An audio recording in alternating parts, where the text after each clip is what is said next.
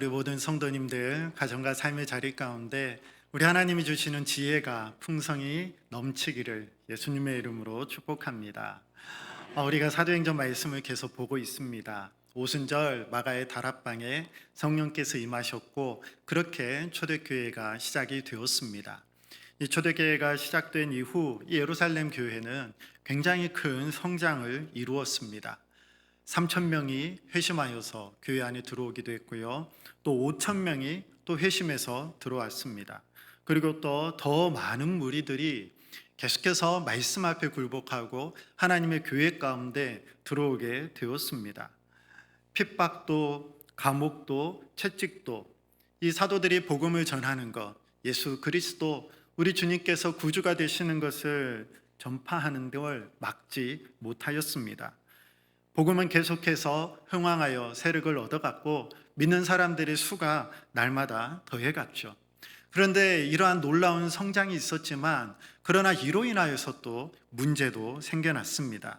오늘 본문 1절 말씀입니다. 1절을 보면 그때의 제자가 더 많아졌는데 헬라파 유대인들이 자기의 과부들이 매일의 구제에 빠짐으로 히브리파 사람을 원망하니 제자들이 더 많아졌다고 말씀을 하고 있죠. 사람이 점점 더 많아지니까 나중에는 이 사람들을 감당하기가 어려워졌습니다. 외부의 박해로도 흔들지 못했던 이 교회를 흔든 것은 바로 내부에서 터져나온 불평의 문제였습니다.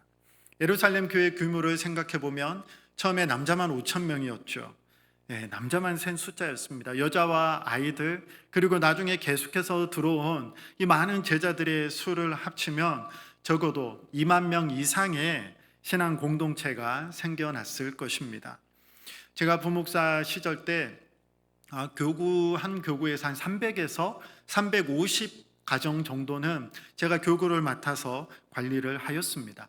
그런데 그 숫자가 넘어가면 이제 얼굴은 알기는 알겠는데 이분 이름이 무슨 이름인지 또 어떠한 특징 또 어떻게 신앙생활을 하시는지 그 이상이 넘어가면 관리가 안 되고 알 수가 없게 되었습니다. 그런데 이 당시 컴퓨터도 없고 교적 프로그램도 없이 2만 명 이상이 되는 사람들을 12명의 사도가 관리하는 것은 물리적으로 불가능한 일이었을 것입니다. 이제 막 성장해 가던 초대교회를 흔드는 그러한 사건들이 계속해서 일어나고 있는 것을 보게 되죠. 4장부터 5장에 보았던 외부에 핍박이 있었고 그러나 교회는 더 강해졌습니다. 그리고 아나니아와 삽비라 사건이 있죠. 내부 가운데 위선이 있었지만 하나님께서 직접 심판하셨습니다. 그리고 이제 6장에서는 내부의 문제, 이로 인한 분열과 갈등이 시작이 되었습니다. 어찌 보면 이것이 가장 큰 문제입니다. 외부에 공격이 있으면 안에서 똘똘 뭉쳐서 그 외부의 공격으로부터 자신들을 지키며 보호해 나갈 수 있는데 이 안에서의 다툼과 분열은 어떻게 막거나 방어할 수가 없죠. 이러한 하나님의 교회 가운데 시작된 이 내부에서의 문제, 이 내부에서의 문제와 갈등을 어떻게 해결해 나갔는지 오늘 본문을 통해서 우리가 볼 수 있습니다. 하나님께서는 이 내부의 문제를 오히려 뒤집어 주셨고 교회 가운데 있었던 그 원망이 오히려 교회를 더욱더 튼튼하게 세우는 그러한 길이 되었습니다. 오늘 설교 제목처럼 이 문제를 어떻게 해결해 나갔냐, 7사람을 택해서 해결해 나갔습니다. 성령과 지혜가 충만하여 칭찬받는 일곱 일꾼, 7 지사를 세우게 될 때에 오히려 교회의 갈등이 연합이 되었고 이로 인해 말씀이 더 힘을 얻었다라고 말씀을 하고 있죠. 어떻게 사람을 세울 수 있는가 3가지를 살펴보려고 합니다. 첫째는 왜 세워야 되는지, 둘째는 누구를 세워야 하는지, 그리고 이 세우는 사람들을 통해 어떠한 일들이 일어났는지 함께 보도록 하겠습니다. 오늘 본문 2절을 계속해서 보면요, 12사도가 모든 제자를 불러 이르되 우리가 하나님의 말씀을 제쳐놓고 접대를 일삼는 것이 마땅하지 아니하니. 1절과 2절을 이어서 보면 히브리파 과부가 있었고 헬라파 과부가 있었다라는 것을 알 수가 있죠. 헤브리파 과부는 이스라엘 본토 사람이고 아람어도 썼고 또 성경도 히브리어 원문을 보는 사람들이었습니다. 이와 달리 헬라파, 여기에 속한 과부는 로마에 의해서 흩어진 디아스포라 유대인들이었고, 그래서 헬라어를 사용했고 성경도 히브리어를 헬라어로 번역한 70인역을 사용하였습니다. 그래서 히브리파와 헬라파 과부 사이에는 언어와 그리고 문화의 차이가 있었죠. 이로 인한 내부의 갈등이 있었고 결국에는 이 헬라파 과부들이 매일의 구제에서 소외가 되는 그러한 문제가 발생하였습니다. 이 사도들이 의도적으로 차별하거나 그들이 미워서 이 구제 가운데 빠뜨린 것이 아니라 급격한 성장과 또 그 안에서의 차이로 인하여서 생겨진 문제였습니다. 시작은 작아 보이는 문제일지 모르지만 그 문제가 제대로 해결되지 않으면 점점 그 갈등의 골이 깊어지고 분열이 더 크게 일어나기 마련이죠. 그래서 사도들은 이 일을 가볍게 여기지 않았습니다. 교회가 갈등과 분열로 대립하게 되면 그 모습 자체가 세상 가운데 덕이 되지 않죠. 우리는 형제가 연합하여 동거하는 그러한 믿음의 사람들이고 또 우리가 서로 사랑함을 통하여서 많은 사람들이 우리가 예수 그리스도의 참된 제자임을 아는 것이 교회의 모습인데, 이 교회 안에서의 갈등과 분열과 다툼은 복음을 전파하는데 하나님의 사랑의 사람으로 우리가 이 땅을 살아가는데 전혀 덕이 되지 않는 오히려 복음 전파의 걸림돌이 되는 문제였죠. 또한 이것은 단순한 돌봄의 문제가 아니라 이 교회가 정말 하나님의 백성, 하나님의 공동체로서 그 기능을 제대로 하고 있느냐의 문제이기도 하였습니다. 신명기 말씀을 보면 너희 중에 가난한 자가 없게 하라 말씀을 하고 있죠. 구제를 통해서 그들의 어려운 형편과 처지를 살피고 가난한 사람이 있다면 그 짐을 함께 져 나가야 함을 말씀을 우리가 들었습니다. 또 과부에게 억울한 일을 행하는 자들은 심지어 하나님께 저주를 받는다라고 신명기에 또 말씀을 하고 있죠. 이 문제를 어떻게 해결해 나갈 수 있겠는가? 어떻게 보면 이 교회가 하나님의 교회로 든든히 서고 계속해서 복음의 말씀이 힘있게 전해지게 되는데 시험대에 오르게 된 것이었습니다. 이때 사도들이 어떠한 일을 했냐? 첫 번째로 모든 제자들을 다 불러 모았습니다. 불러 모으고 이 일에 대해서 이야기를 나누죠. 사도들은 문제를 그냥 덮고 넘어가려 하지 않았습니다. 그냥 좋은 게 좋은 거지, 그냥 시간이 다 해결해 줄 거야, 조금 참아봐, 그렇게 말하지 않았습니다. 헬라파의 불만을 무시하거나 축소하지 않았습니다. 그리고 또 자신들끼리 은밀하게 이 일을 처리하지 않았습니다. 많은 사람들을 불러 모으고 그들에게 이 일에 대해서 말하고, 그리고 불만을 무시하거나 축소하지 않은 채 사람들의 생각과 조언과 이해와 협력과 사랑을 구하며 이 일을 해결해 나갔습니다. 그리고 마지막에는 자신들이 어디에 집중해야 되는지, 본래 감당해야 될 사명이 무엇인지를 분명히 하는 것을 볼 수 있죠. 하나님의 말씀 전하는 것을 제쳐두고 접대하는 것, 즉 봉사하는 것, 구제하는 일을 우리가 거기에 더 큰 힘을 쏟는 것은 마땅치 않다라고 말을 하고 있죠. 문제 해결을 위하여서 사람들을 모으고 또 서로 논의하고 또 투명하게 일을 처리하고, 그리고 결국에는 정말 중요하고 집중해야 될 것이 무엇인지를 이야기를 하고 이를 위해서 어떻게 해결해 나가는지를 보여주고 있습니다. 구제하는 것도 중요한 일이에요. 또 사도의 본연의 임무인 말씀을 전하고 기도하는 일도 중요한 일이에요. 그런데 사도가 12명밖에 되지 않죠. 그 12의 사도가 이 모든 일들을 두 개를 동시에 다 감당하는 것은 물리적으로 불가능한 어려운 일이었습니다. 그래서 둘 중 하나만 선택하거나 이 구제 쪽에 문제가 생기니까 여기에 더 힘을 쏟고 더 집중하는 것이 아니라 이 문제를 해결하기 위해서 새로운 구조를 만들었죠. 그게 바로 새롭게 집사라는 직분을 세우는 것이었습니다. 이전에는 사도뿐이었는데 이 일을 감당할 수 있는, 함께 짐을 나누어질 수 있는, 신뢰할 수 있는 믿음의 사람들을 세워서 그 사람들을 통하여서 구제의 일을 맡김으로 사도들은 문제를 해결하고 자신들의 본연의 일에 더 집중할 수 있는 것을 볼 수가 있습니다. 그렇다면 이 집사를 새롭게 세우는데 어떠한 사람을 집사로 세워야 하는가? 그 구체적인 조건에 대해서 3절에 이렇게 말씀을 해주고 있죠. 형제들아, 너희 가운데서 성령과 지혜가 충만하여 칭찬받는 사람 7을 택하라. 우리가 이 일을 그들에게 맡기고.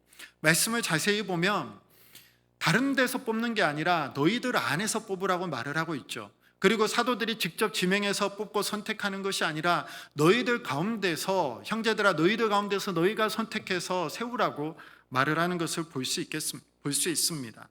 사도들의 해결책은 자신들이 더 열심히 하겠습니다, 내가 더 잘 감당하겠습니다가 아니라 일을 맡길 만한 믿을 수 있는 새로운 사람을 세우는 것이었고, 그리고 이 일을 위해 형제들 가운데, 너희들 가운데서 뽑아서 세우라고 말을 하고 있습니다.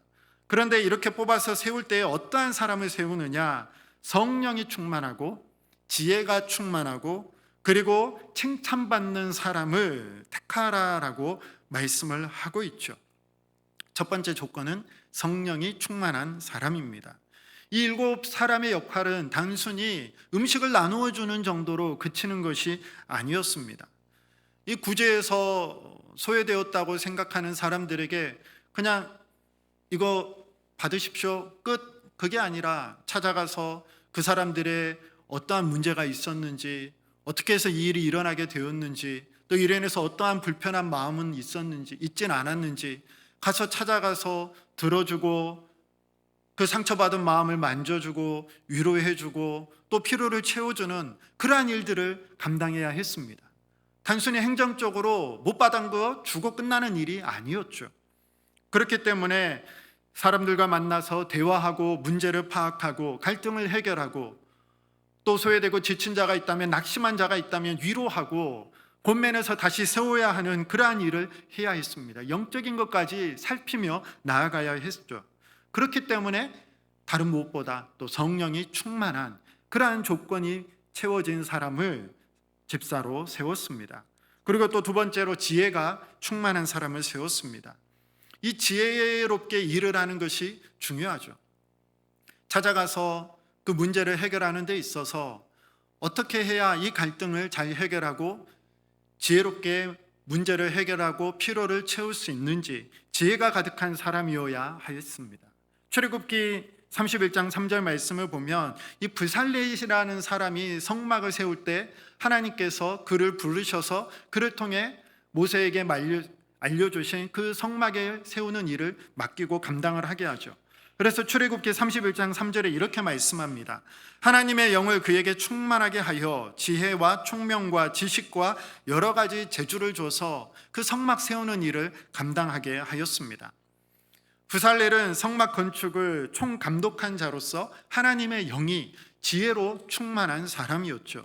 마찬가지로 이 7 집사들 또한 어떠한 역할과 일을 해야 됐느냐? 바로 이 초대교회에 세워진 이 교회, 하나님의 교회를 든든하게 세우는 그러한 역할을 감당하는 자였고, 이를 위해서 하나님이 영이 충만한 사람, 그리고 지혜가 충만한 사람, 이 사람을 7 집사로 세우게 되었습니다. 그러면서 이 세 번째로 칭찬받는 사람이어야 했습니다.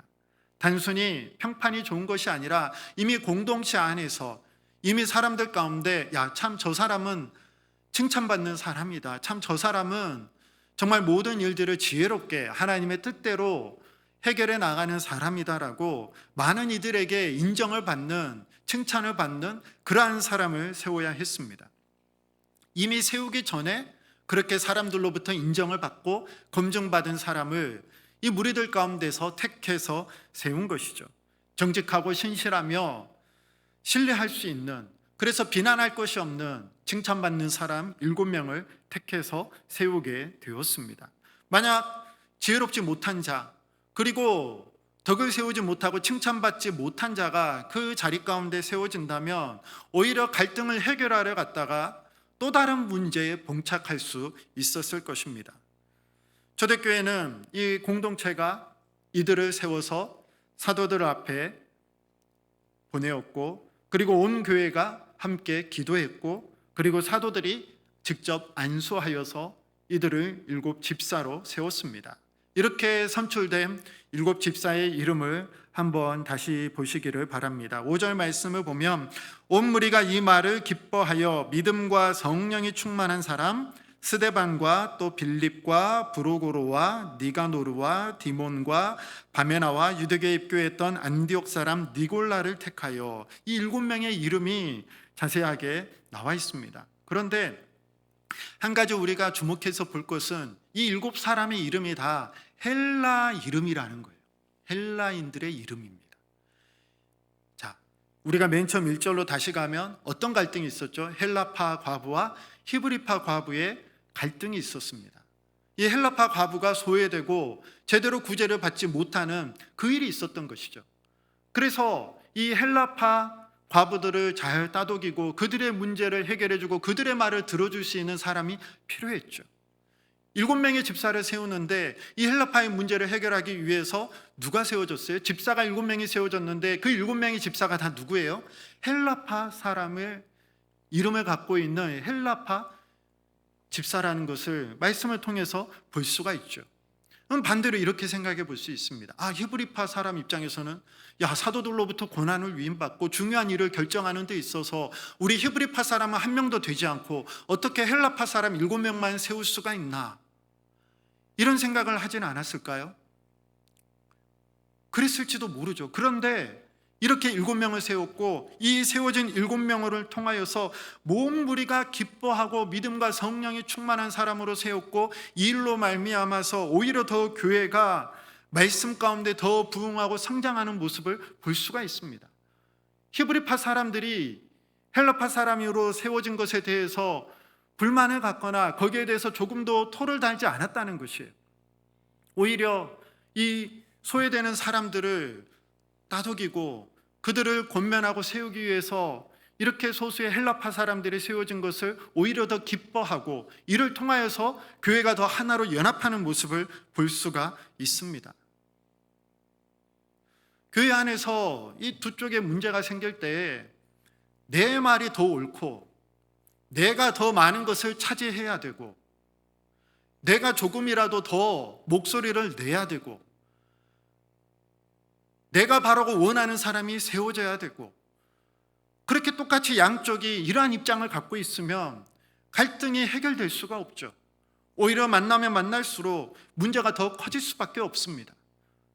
그런데 한쪽에서 오히려 이쪽 사람들이 더 많이 세워지는 것에 대해 오히려 잘됐다 인정해주고 그렇게 받아줄 때 이 갈등의 문제가 해결이 되고 오히려 하나로 더 굳건하게 세워지는 모습을 오늘 말씀을 통해서 우리가 생각해 볼 수 있습니다.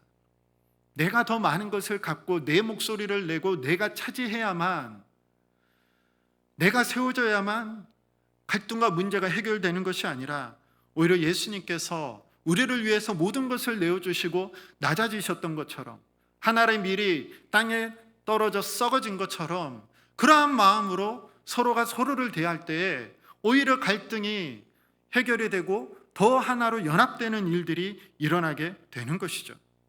그래서 이렇게 헬라파 쪽에 7명의 집사를 세운 이후 공동체가 어떻게 반응합니까? 다시 5절 앞부분을 보면 온 무리가 이 말을 기뻐했다고 말을 하고 있죠. 기뻐했다는 거예요. 분열의 위기가 오히려 연합의 기회로 바뀌게 되었습니다. 그리고 이로 말미암아 7 집사는 이 행정적인 문제, 구제하는 문제, 또 사람들을 만나고 또 그들을 다독이는 일에 집중을 하였고, 또 사도들은 자신들의 본연의 임무인 말씀과 기도에 더욱더 충실할 수 있는, 그래서 서로의 짐을 나누어지게 되는 이러한 공동체로서의 구조가 세워지게 되었습니다. 자, 오늘날 교회에서 어떠한 사람들이 일꾼으로 세워져야 되는가? 열심히 있고 능력이 있고 힘이 있고 말을 잘하고, 물론 이런 사람도 필요하죠. 그러나 무엇보다도 공동체의 칭찬을 받고 성령으로 충만하며 지혜가 있는 사람, 많은 이들에게 인정과 존경을 받는 사람, 그리고 이를 위해서 무엇보다 다른 사람보다 겸손하여 낮아지고 남을 나보다 낮게 여기고 오히려 내가 하나의 밀로 떨어져서 썩어질 수 있는 그러한 사람들로 교회가 일꾼을 세우고 그러한 사람들로 공동체가 채워질 때에 그 공동체가 분열이 오히려 더 단단한 연합으로 결성되는 것을 볼 수가 있습니다. 여러분, 이러한 사람들을 세웠을 때에 어떠한 일들이 일어났냐? 4절 말씀을 보면 우리는 오로지 기도하는 일과 말씀 사역에 힘쓰리라 하니, 사도들이 이 구제의 일을 집사들에게 위임해서 전적으로 신뢰하며 맡길 수 있었고, 이로 말미암아 말씀과 그리고 기도하는 일에 더 힘을 쓸 수 있었다라고 말씀을 하고 있죠. 본연의 사역, 본연의 일, 더 중요한 것을 집중해서 감당할 수 있었던 모습을 보게 됩니다. 그리고 또 7절 말씀을 보면 7절 말씀입니다. 하나님의 말씀이 점점 왕성하여 예루살렘에 있는 제자의 수가 더 심히 많아지고 허다한 제사장의 무리도 이 도에 복종하니라. 아멘. 네. 어떻게 되나요? 네. 더 많은 제자들이 하나님의 말씀 앞에 나오게 되었다 말을 하고 있습니다.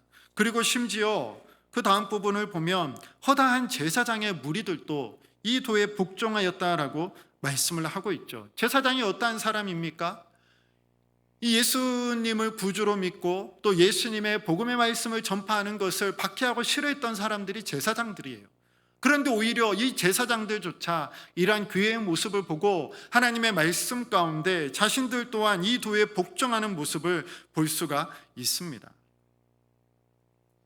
그리고 또 7절 말씀을 좀 더 자세히 살펴보면 세 개의 미완료 동사가 나오는데, 이 미완료 동사는 한 번으로 끝나는 것이 아니라 계속해서 진행되는 것을 나타냅니다. 그래서 점점 왕성하여, 그리고 또 심히 많아지고 도에 복종하니라, 이것이 한 번으로 그치는 것이 아니라 지속적으로 이루어졌음을 알 수가 있습니다. 점점 왕성해지고 점점 수가 많아지고 점점 많은 사람들이, 심지어 제사장까지도 이 도에 복종하는 일이 이를 통해서 이루어지고 있음을 말씀을 해주고 있죠. 예수님이 씨 뿌리는 비유를 통해서 이렇게 말씀을 하시죠. 이 말씀이 심기자, 좋은 땅에 떨어져 심기자 30배, 60배, 100배의 결실을 맺게 되는, 점점 더 흥왕하고 점점 더 풍성케 되는 그러한 역사가, 그러한 일이 일어나는 것을 볼 수가 있습니다. 여기까지 말씀을 정리를 하면은 갈등과 분열이 있었지만 오히려 7집사를 세움을 통하여서 하나님의 말씀이 더 왕성해졌습니다. 왜 그랬을까요? 사도들이 본연의 임무인 말씀을 전하는 것과 기도에 더 집중하고 전념할 수 있었기 때문에, 그래서 이를 통해서 더 많은 제자들이, 더 많은 사람들이 말씀 앞으로 나오게 되었습니다. 그리고 또 소외되었던, 그래서 교회 안에 다툼과 분열이 있었는데 7집사를 세워서 그 사람들을 또 구제하고, 또 교회에서 중요한 봉사의 일, 구제의 일들을 더 7집사를 통해 감당함을 통해 분열될 수 있었던 교회가 하나로 연합하는 그러한 일이 이루어졌습니다. 그리고 이걸 통해서 교회가 더 단단해지자 말씀이 더 힘을 얻게 되었고, 제자들의 수가 더 많아졌고, 심지어 제사장들 또한 이 도에 복종하는 그러한 일이 일어나는 것을 우리는 말씀을 통해서 오늘 보게 됩니다. 참 목회에서 중요한 것이, 교회에서 중요한 것이 사람을 세우는 것이죠. 어떠한 사람을 세우는가, 또 어떠한 자질을 갖고 있어야 되는가, 또 세운 사람이 그 일을 잘 감당할 수 있도록 훈련하고, 또 중요한 일들을 권한을 위임해서 맡기고, 그렇게 함께 사람을 세워서 해나갈 때에 교회의 문제가 해결이 되고 더 말씀에 집중이 되고 더 많은 사람들이 하나님 앞으로 나오게 되는 그러한 일들을 오늘 말씀을 통해서 우리가 보게 됩니다. 이제 이어서 8절부터 이제 쭉 스데반에 대해서 이야기가 나오죠. 원래 이제 6장 7절로 마무리가 돼야 되는데 이제 7장과 계속해서 이어서 스데반의 이야기가 나옵니다. 우리 7장은 다음 주에 살펴보고 15절까지 이 스데반에 대해서 좀 더 한 번 더 살펴보도록 하겠습니다. 7집사를 이렇게 세웠을 때 하나님께서는 그 7집사 중에 한 사람인 스데반을 말씀을 통해서 우리에게 보여주고 있습니다. 참 이 7이 제대로 세워졌고 하나님께서 원하고 기뻐하시는 일이라는 것을 이 스데반의 이 말과 이 스데반의 삶을 통해서 우리가 살펴볼 수 있죠. 8절을 보면 스데반이 은혜와 권능이 충만하여 큰 기사와 표적을 민간에 행하니, 정말 스데반이 사람들이 세웠지만, 사도들이 안수하여서 세웠지만, 이 스데반이 하나님께서 택하신 하나님의 사람이라는 증거가 바로 은혜와 권능이 충만했고, 그를 통해서 하나님께서 큰 기적과 표적을 나타내게 하셨다는 것을 볼 수가 있죠. 스데반은 교회의 행정을 위해서, 구제를 위해서 뽑힌 집사였지만 또한 동시에 탁월한 전도자이기도 하였습니다. 열심히 복음을 전하였어요. 그래서 이 복음을 들은 사람들이 스데반을 대적하며 논쟁을 하였지만 이 스데반을 당해낼 수가 없었다 말씀을 합니다. 그래서 10절을 보면 스데반이 지혜와 성령으로 말함을 그들이 능히 당하지 못하여. 어떠한 사람을 집사로 세웠죠? 성령 충만하고 지혜가 충만한 사람. 그래서 스데반 10절에 지혜와 성령으로 말하자 이 듣는 사람들이 스데반을 대적하고자 했지만 감당할 수가 없었습니다. 이것은 이미 예수님께서 우리에게도 약속해 주신 말씀이고 그 예수님이 하신 말씀이 스데반을 통해서 이루어진 것을 우리가 볼 수 있는데요. 우리 말씀 한 구절을 우리 잠깐 찾아보겠습니다. 누가복음 21장 15절 말씀입니다. 이 사도행전과 누가복음은 같은 저자이고 연결된 책이죠. 그래서 가끔씩 누가복음을 살펴보고 있는데요. 누가복음 21장 15절 말씀 한번 찾아보시길 바랍니다. 앞에 화면에도 나오는데요. 누가복음 21장 15절 말씀입니다. 우리 같이 한 목소리로 읽겠습니다. 시작. 내가 너희의 모든 대적이 능히 대항하거나 변박할 수 없는 구변과 지혜를 너희에게 주리라. 아멘. 예수님께서 하신 말씀이에요. 제자들에게. 대적들이 감당할 수 없는, 대항하거나 감당할 수 없는 그러한 구변과 지혜를 주겠다고 예수님께서 약속의 말씀을 주셨고 이 말씀 그대로 누가 대적자들과 논쟁을 하고 있습니까? 스데반이 하고 있는데 이 성령이 충만하고 지혜가 충만한 이 예수님의 예언의 말씀처럼 그렇게 말하고 있는 스데반을 사람들이 당해내지를 못한 것이에요. 능히 대적하거나 변박할 수 없었어요. 왜? 그 안에 성령이 충만하고 지혜가 충만했기 때문에. 그래서 이들이 감당이 안 되자 어떻게 하느냐? 그들이 생각해낸 것이 거짓 증인을 세워서 스데반을 고소하는 것이었습니다. 거짓 증인을 세워서 모세와 하나님을 모독했다라고 고발을 하죠. 그런데 이러한 고발로 인하여서 스데반이 어떠한 상태에 있는지 오늘 본문 마지막 15절 말씀을 보시기를 바랍니다. 15절을 보면 공회 중에 앉은 사람들이 다 스데반을 주목하여 보니 그 얼굴이 천사의 얼굴과 같더라. 오늘 본문 마지막 말씀, 스데반의 얼굴이 뭐와 같다고요? 천사와 같다라고 말씀을 하고 있죠. 성령으로 충만한 사람, 하나님의 지혜로 충만한 사람, 예수님의 예언하신 말씀처럼 구변과 지혜를 가지고 대항하고 변박할 수 없었던 그러한 사람의 얼굴의 모습이 천사와 같았다라고 말씀을 하고 있습니다. 여러분, 성령이 충만해지면, 하나님의 영이 충만히 임하는 사람은 그 얼굴이 어떨까요? 인상 찌푸리고 세상 모든 근심과 걱정을 다 짊어진 것 같고 교회 안에서든 삶의 자리에서든 그러지 않죠. 항상 기뻐하고 늘 깨어 기도하고 모든 일에 감사하는 사람, 그 사람의 얼굴이 어떻겠습니까? 그러한 모습이 스데반의 얼굴에 나타났다는 것이죠.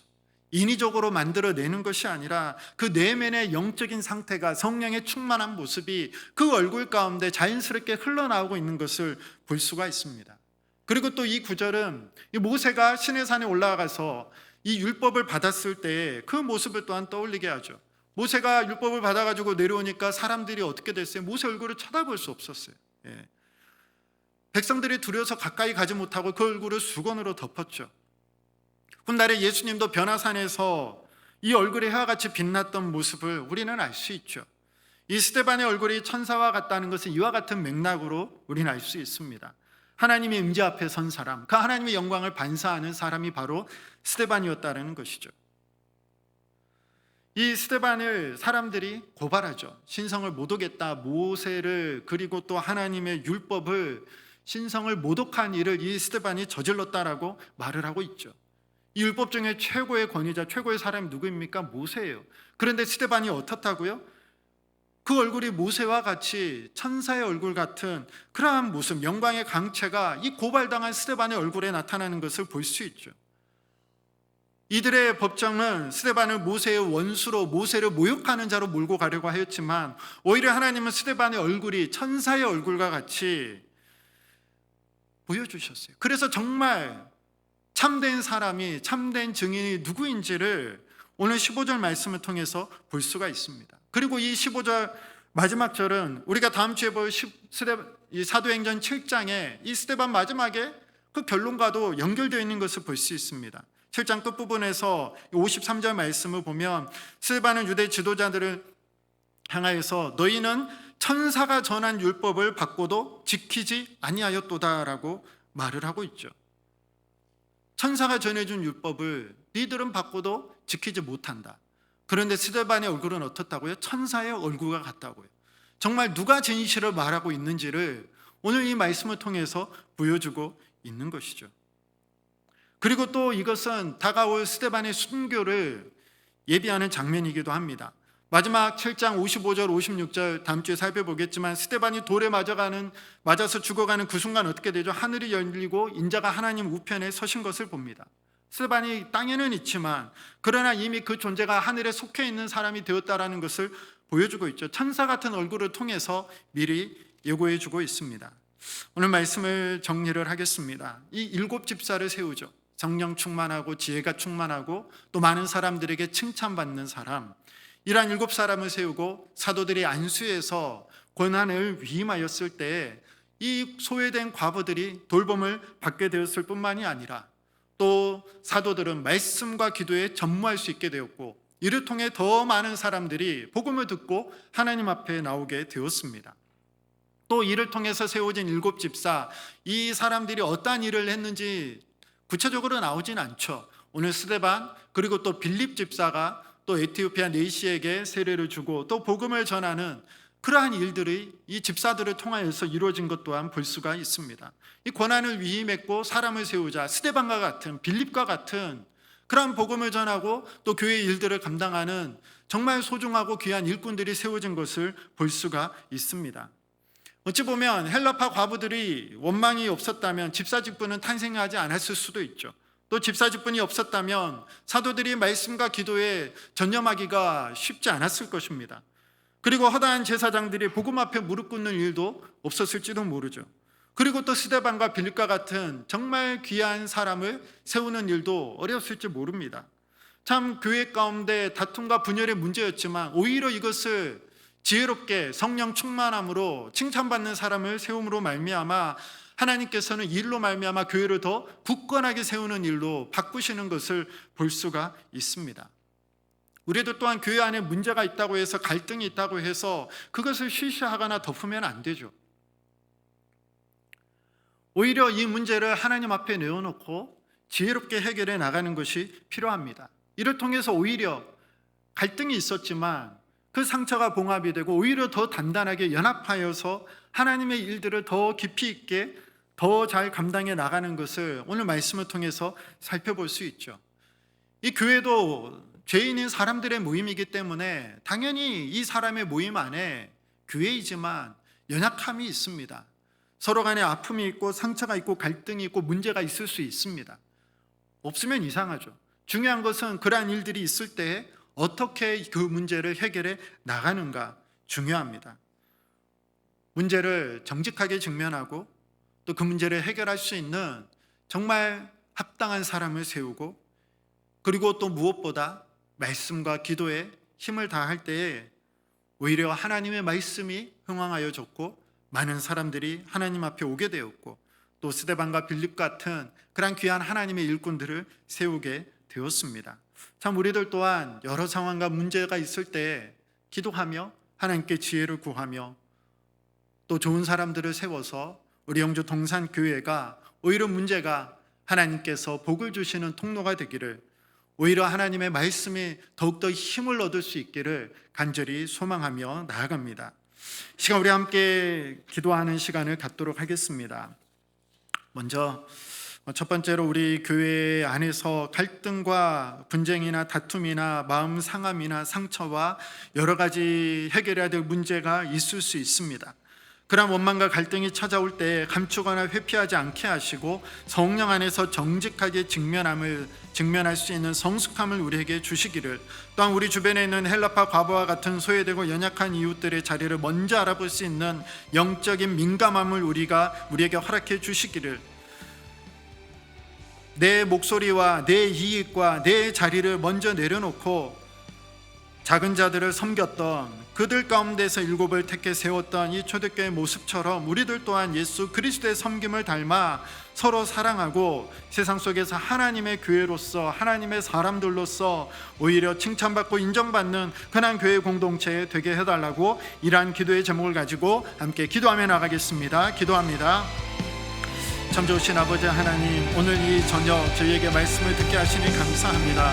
교회 가운데 여러 가지 갈등과 분쟁과 문제와 어려움이 찾아올 때 아버지 하나님 외면하거나 회피하거나 숨기지 않게 하시고 오히려 그 모든 문제들을 주님 앞에 가져나가 하나님 주신 지혜와 아버지 하나님 성령의 충만함으로 아버지 하나님 그 일을 해결할 수 있는 사람들을 잘 세워 하나님 기쁘신 뜻을 이루어가는 오히려 통로가 되게 하여 주시옵소서. 아버지 하나님, 우리 안에 갈등과 문제가 있습니까? 아버지 하나님, 내가 먼저 낮아지게 하시고 내가 먼저 용서하게 하시고 내가 먼저 겸손히 섬기게 하시고 내가 먼저 썩어짐을 통하여서 오히려 그 문제가 더 깊이 하나가 되며 오히려 하나님의 교회를 든든히 세워가는 그러한 놀라운 통로가 되게 하여 주옵소서. 아버지, 또 헬라파 과거와 같이 우리 교회 안에 소외되고 연약한 자들이 있지는 않습니까? 그들 알아볼 수 있는 영적인 민감함을 허락하여 주시옵시고 아버지 하나님, 교회 가운데 연약한 자, 부족한 자, 아버지 하나님, 실망하고 좌절한 자, 그러한 자들을 찾아가게 하시고 그들의 짐을 나누어지며 함께 세워져가는 귀한 교회 될 수 있도록 주님 친히 도우시고 함께하여 주시옵소서. 우리가 그리스도의 섬김을 닮아서 서로 사랑함을 통하여 이 세상 가운데 하나님의 교회가 어떠한 모습으로 세워져 가고 있는지를 아버지 하나님 놀라운 증거로서 드러내는 교회 되게 하시고 오직 주의 사랑 안에서 하나 되고 연합되며 더욱더 굳건하게 서가는 교회로 든든히 세워질 수 있도록 주님 친히 도우시고 함께하여 주시옵소서. 계속해서 한 번 더 기도하기를 원합니다. 우리 교회 가운데 하나님께서 27명의 귀한 피택자들을 세워주셨습니다. 저들이 훈련을 받는 과정 가운데 있습니다. 성령 충만케 하시고 지혜로 충만케 하시고 사람들에게 인정받고 하나님께 칭찬을 받으며 하나님 기쁘신 귀한 뜻을 교회 가운데 아름답게 이루어갈 영적인 능력과 자질과 성품의 사람들이 되게 해달라고 기도해 주시기를 바랍니다. 더불어 말씀을 전하는 우리 목회자들을 위하여서 기도해 주십시오. 모든 것을 혼자 감당하며 짊어지는 것이 아니라 성도들과 함께 짐을 나누어지게 하시고 또 목회자들이 더욱더 말씀과 기도에 전념함을 통하여서 하나님의 말씀을 잘 전하고 잘 가르침을 통해 우리 교회가 더욱더 부흥하며 말씀이 더욱더 왕성해지는 그러한 놀라운 역사가 있게 해달라고 이를 위해 함께 기도하며 나가겠습니다. 기도합니다. 참 좋으신 하나님, 우리 교회 27명의 귀한 피택자들 세워주시니 감사합니다. 아버지 하나님, 우리 귀한 성도들 중에서 칭찬받고 인정받는 하나님의 사람들 세워주셨사오니 아버지 저들이 더욱더 성령으로 충만케 하시고 아버지 하나님 지혜로 충만케 하여 주시옵소서. 교회의 귀한 직분이오니 아버지 하나님 그 직분 잘 감당할 수 있는 힘과 능력을 다하여 주시고 아버지 하나님 저들을 통하여서 우리 공동체가 더욱더 믿음 가운데 아버지 하나님 사랑으로 하나 되며 더욱더 든든히 세워질 수 있도록 주님 저들을 도우시고 붙드시고 함께하여 주시옵소서. 자기 자리를 내어주시는 예수 그리스도 우리 주님의 모습을 닮아가는 자 되게 하시고 온전히 성도들을 사랑하며 섬기며 세워줄 수 있는 귀한 직분자들로 잘 세워지게 주님 친히 도우시고 함께하여 주옵소서. 아버지 또 하나님의 말씀을 증거하며 전하는 목회자들 불러주시고 세워주시니 감사합니다. 우리 주님께서 세워주셨으니 성령으로 충만케 하여 주시옵시고 아버지 무엇보다 말씀과 기도에 전념하게 하여 주시옵소서. 그래서 성도들을 하나님의 말씀으로 잘 가르치며 양육하게 하시고 아버지 하나님 성도들의 형편을 살피며 저들을 위하여서 기도하며 아버지의 말씀과 기도로 우리 영주 동산교회가 더욱더 믿음 가운데 든든히 세워지게 하는 교회 되게 하시고 말씀이 더욱더 힘을 얻는 교회 되게 하시고 하나님의 영광을 아름답게 드러내며 구원받는 제자의 수가 날마다 더해지는 아버지의 귀한 사역을 감당하며 나갈 수 있도록 주님 친히 도우시고 함께하여 주시옵소서.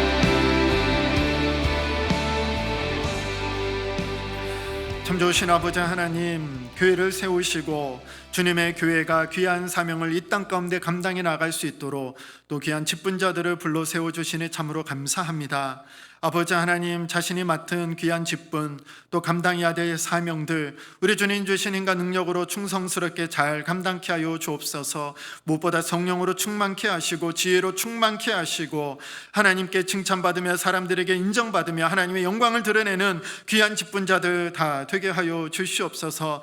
특별히 27명의 귀한 피택자들이 있습니다. 잘 훈련받게 하시고 잘 준비되게 하셔서 정말 주님 손에 붙들려 귀하게 존귀하게 쓰임받게 하시고, 이를 통하여서 우리 동산교회가 더욱더 든든히 서갈 수 있도록 주님 저들을 도우시고 사용하시고 함께하여 주시옵소서. 또 제 목회자들 세워주시니 감사합니다. 더욱더 말씀과 기도에 전념하게 하시고 성도들을 하나님의 말씀으로 잘 가르치며 양육하게 하시고, 이를 통해 교회의 말씀의 생명수가 흐르게 하시며 더욱더 많은 사람들이 하나님의 말씀 앞에 나오는 귀하고 놀라운 역사가 일어나게 하여 주시옵소서. 아버지, 우리 교회 가운데 또 다툼과 분열과 갈등의 문제는 있지 않습니까? 기도하게 하시고 주님 앞에 나아가게 하시고, 그 문제가 오히려 하나님으로 말미암아 더 단단해지는 놀라운 역사로 뒤바뀌는 일들 이루어지게 하여 주시옵소서. 우리 영주 동산교회가 말씀이 충만한 교회, 기도가 끊이지 않는 교회, 서로 사랑으로 연합하며 하나 되는 교회, 남을 나보다 낫게 여기며 서로 온전히 자신을 내어줌을 통하여서